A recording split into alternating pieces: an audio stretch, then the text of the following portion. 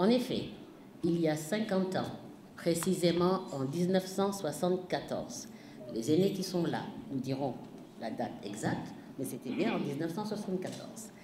Les premières femmes juristes du Sénégal ont décidé de mettre en place une amicale pour, disait-elle, et je les cite, étudier le droit de la femme et les conditions de travail du personnel féminin. Autrement dit, pour réfléchir et œuvrer à l'amélioration du statut juridique de la femme au Sénégal. C'est le lieu de saluer l'esprit de ces pionnières qui, quelques 10 ans après l'indépendance, au lieu de s'occuper juste de leur foyer ou de leur carrière, s'engageaient déjà dans la lutte contre les inégalités de genre et pour la protection des droits des femmes, à une époque où l'accès des filles à l'école était encore très timide et où le premier code de la famille du Sénégal venait juste d'être voté 2 ans auparavant, dans une Assemblée nationale ne comportant d'ailleurs qu'une seule femme députée, la première du reste, Madame Caroline Faye-Diop. Distingués invités, l'amicale ainsi créée entre amis, parce que c'était vraiment des amis, s'est transformée rapidement en une association de femmes juristes caractérisée, et elle l'est toujours, par l'intergénérationnalité, la collégialité et la sororalité. Issues de divers métiers du droit, ces avocates, magistrates, universitaires, huissières, commissaires de police, je féminise tout, hein, et vous le comprendrez, juristes d'entreprise, ça par contre je ne peux pas, et de banque, expertes fiscales, entendent donc toutes ces femmes rendre le droit effectif et accessible à tous, le sortir des amphithéâtres des universités et des prétoires des tribunaux pour le mettre à la disposition du peuple, en faire un outil au service de la justice, particulièrement pour les femmes et les enfants. L'AJS a poursuivi ses missions de protection et de vulgarisation du droit, de protection des personnes en situation de vulnérabilité, de renforcement de l'accès à la justice, de lutte contre toutes les formes de violence basées sur le genre, qu'elles soient physiques, économiques, psychologiques ou morales. Toutes ces actions, l'AJS, au début et encore, y est installée.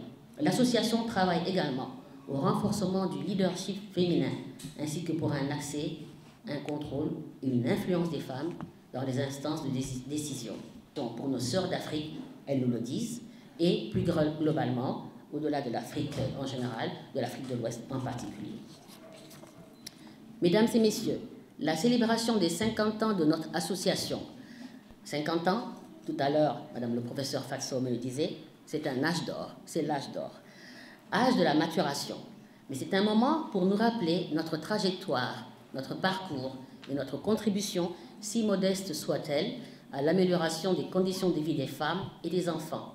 C'est également pour nous l'occasion de porter un regard critique sur nos réussites, nos échecs, nos oublis, nos hésitations, et de nous tourner vers des perspectives prometteuses et innovantes, diverses et inclusives, pour mieux adresser les inégalités de genre. Je fais le contraire maintenant en vous voyant. Je me dis, mais pourquoi nous en sommes arrivés là? Et c'est là, je pense, que je vais être témoin de la naissance de l'AJS depuis 1974.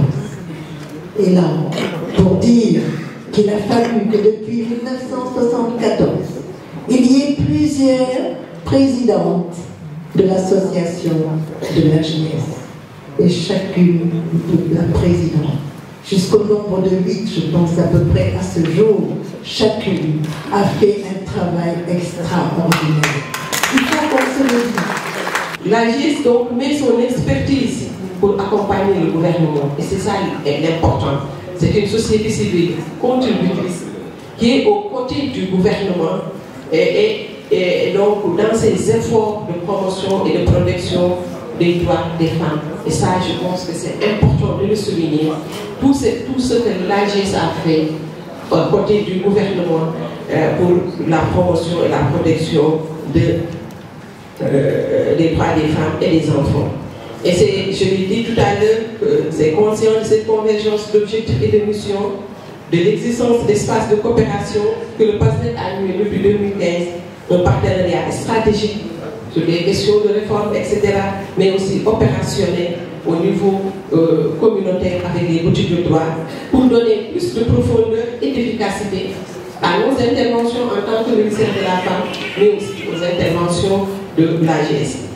Et il me plaît aussi de saisir cette opportunité pour témoigner et magnifier le travail remarquable qu'effectuent les boutiques de poids pour la prise en charge des victimes de violences dans les zones les plus reculées du pays, de la banlieue dakaroise à Médina Yoro Foulah. Partout, les boutiques de poids sont présentes et bravo à mes chères coordonnatrices des boutiques de poids qui méritent des applaudissements les plus nourris. Vraiment, ce qu'elles font en milieu communautaire est exceptionnel et peut-être même ici au niveau de Dakar, les gens ne peuvent pas se rendre compte de l'impact de ces braves filles qui travaillent souvent dans des conditions difficiles, dans les coins les plus reculés, qui prennent des Jakarta pour aller au fond de séjour, etc. Et je peux en témoigner parce que je suis tout le temps sur le terrain avec elles.